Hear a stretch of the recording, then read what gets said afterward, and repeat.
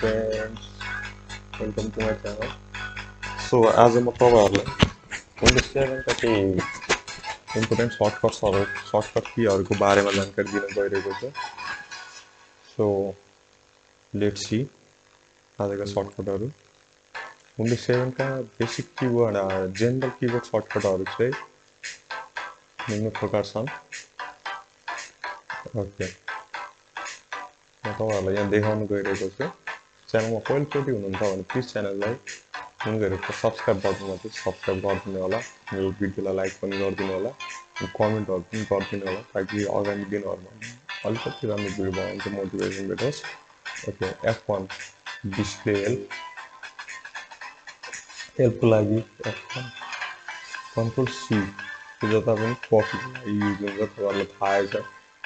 प्रायः जस्तो कमन कुरो भने चाहिँ कीहरु हुन्छन् यिनीहरु अनि control A selected item okay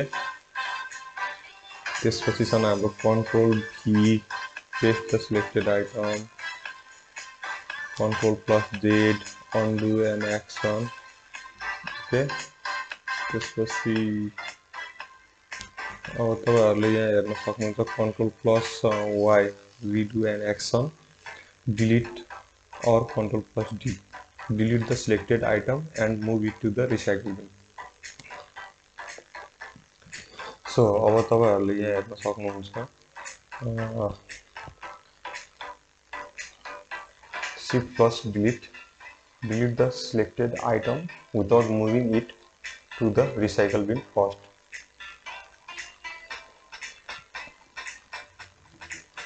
F2 rename the selected item.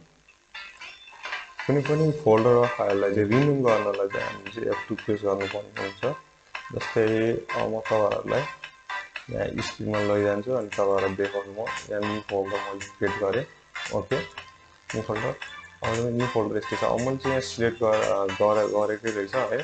Okay अब म यहाँ सिलेक्ट गर्छु. सिलेक्ट गरेपछि F2 प्रेस गरी यहाँ हेर्नुहुन्छ रिनेमको लागि चाहिँ रेडी छ.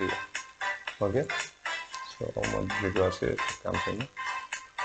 So let's go. Control + right arrow, move the cursor to the beginning of the next part. Okay. Right arrow लेची and then next part में लाएं तो Control + left arrow लेची beginning of the previous part में लाएं तो Control down में से move cursor to the beginning of the next paragraph. Okay. Control + up arrow Ki लेची move the cursor to the beginning of the previous paragraph. Control + shift with an arrow key select a block of the text. Shift plus with any arrow key select more than one item with a window on the desktop. Select the text within a document. Control with any arrow key plus space bar. Select the multiple individual item in a Windows or desktop. Control + select all item in a document or window. F3 search for file or folder. Alt + enter display the properties of selected item. Alt + F close the item or exit the program. Alt + open the shortcut menu of for the active windows. Control + F close the active document in program that will if you have multiple documents open simultaneously. Alt + tab switch between open item मा चाहिँ हामीले switch गर्न मिल्छ. Control + Alt + tab use arrow key to यो सर्टकटहरु मैले भनेको सर्टकटहरु चाहिँ तपाईहरुले ट्राई गर्दै गयो भने अभ्यास गर्दै गर्नु हैन. त्यसपछि तपाईहरुलाई आफै थाहा हुन्छ कहाँ के हुन्छ भने बिना अभ्यास तपाईहरुलाई याद पनि हुँदैन यो. जति प्र्याक्टिस गरे त्यति आफैले जान्ने हो. So Control + mouse scroll wheel भने चाहिँ change the size of the icon on the desktop है. आइकनको हाम्रो डेस्कटप आइकनहरु साइज हुन्छ. Control + mouse scroll wheel चाहिँ यो हामीले Windows 7 को बारेमा भन्दै छौं. So Windows 7 मा चाहिँ प्रायः काम गर्छन् र कति कुराहरु चाहिँ Windows 7, 8, 9, 10, 8, 10 सबैमा काम गर्छन्. Windows logo key + tab छ है. Win key को cycle through program on the taskbar using arrow key 3D. Control + Windows logo key + tab with the arrow key to cycle through the program on the taskbar by using arrow key 3D. Alt + escape cycle through the item in order which they are open. F6 cycle through the screen event in Windows or in the desktop. F4 display the address bar list in the Windows Explorer. Shift + F10 display the shortcut menu for the selected item. Control + space open the start menu. Alt plus underline later display the corresponding menu. Alt plus underline later perform the menu command or other underline command. After activate the menu bar in the active program.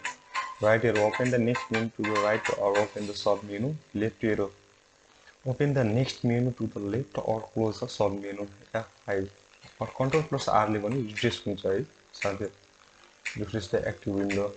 Okay, त्यसपछि Alt plus up arrow जो हामीले चाहिँ यो अहिले Windows 7 मा प्रयोग हुने Windows का कीबोर्ड सर्टकटहरु गइरहेको छ. Escape cancel the current text.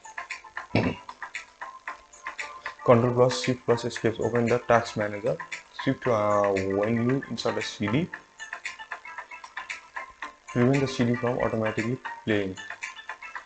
Automatic play नहुनेलाई चाहिँ insert गर्ने बित्तिकै automatically play हुन्छ हैन. त्यो shift when you insert a CD. Yes CD लाई चाहिँ हामीले रोक्नलाई चाहिँ यसको प्रयोग गर्छ. Okay, त्यसपछि छ हाम्रो left alt plus shift switch the input language between multiple input language अनि shift alt plus shift ले पनि तपाईहरुलाई थाहा होला यो प्राय जसो युज हुन्छ alt plus shift input language र कुनै कुनै windows plus space ले पनि काम गर्छ. when multiple input language हरु चाहिँ हामीले यहाँ सेन्ड गर्न सक्नुहुन्छ इंग्लिश र नेपाली भन्नुहुन्छ.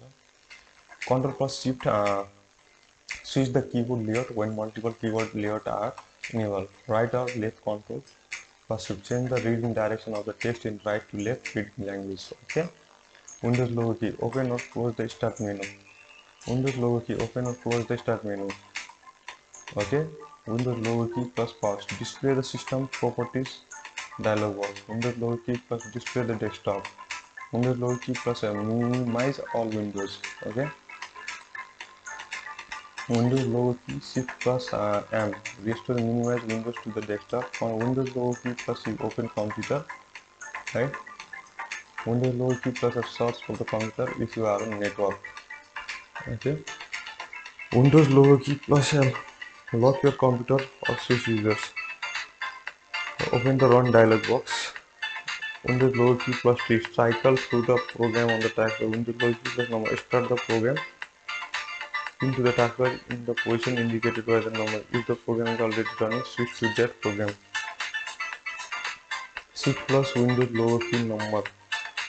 Start a new instance of program pinned to the taskbar in the position indicated by the number. Control plus Windows logo key plus number. Switch to the last active windows of the program pinned to the taskbar in the position indicated by the number. Or plus Windows logo key number. Open the jump list for the program pinned to the taskbar in the position indicated by the number. Windows logo key plus tab. Cycle through program on the taskbar by using arrow key 3D. Control plus Windows logo key plus tab. Use the arrow key to cycle through the program on the taskbar by using arrow key 3D. Control plus Windows logo key plus V. Shift to the program that is displayed on message with the notification area. Windows logo key spacebar to view the desktop. Maximize the window. Windows logo key plus left arrow. Maximize the windows to the left side of the screen. Windows logo key right arrow. Maximize the windows to the right side of the screen. Windows logo key plus down arrow. Minimize the window. Also minimize all but active windows. Windows logo key shift plus arrow. Stretch the windows to the top and bottom of the screen. From one monitor to another.